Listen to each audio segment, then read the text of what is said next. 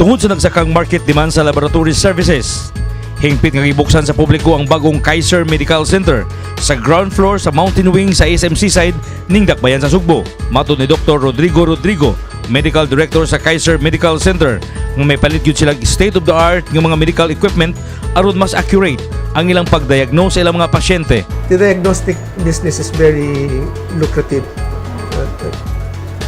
So, from Makati, we branched out here in Cebu, in Mactan. This is our third branch, and by and large, this is space-wise, this is bigger than the other two. And I have not visited the fourth one, which is due for operation sometime next month in SM City. Ang Kaiser Medical Center modawat ni bisan kinsa nga gusto magpa-check up kung adunay gipamati sa ilang lawas. We also cater to walk-in patients and as well as those what we call industrial accounts. For example, if you own a company, okay, you can enroll your staff or employees in our clinic, or better still, enroll also in the HMO, and the clinic will serve you as well. So in other words, we're both industrial and walk-ins. Basically, we are a one-stop shop. We're not we are an outpatient department clinic. We cater to all types of patients. Kaiser International Health Group being our sister company. So we only not cater to the cardholders, being an HMO. We also cater to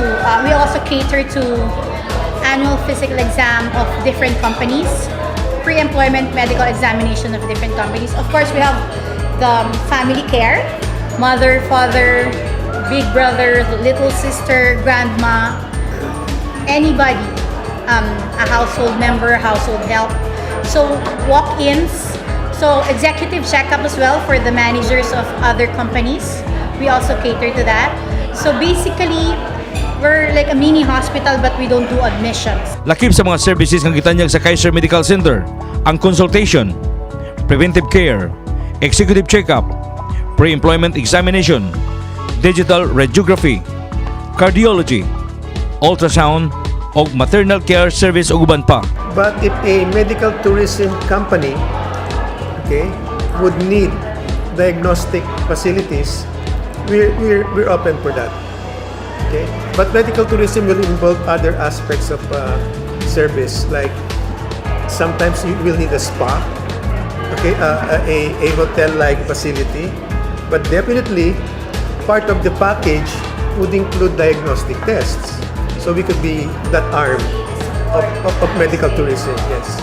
You're in a clinic but you feel like you're in a spa. So the comfort and then the lessening the anxiety every time a patient will receive to be like inside a clinic.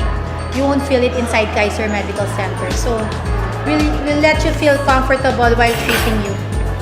I think that's very important nowadays.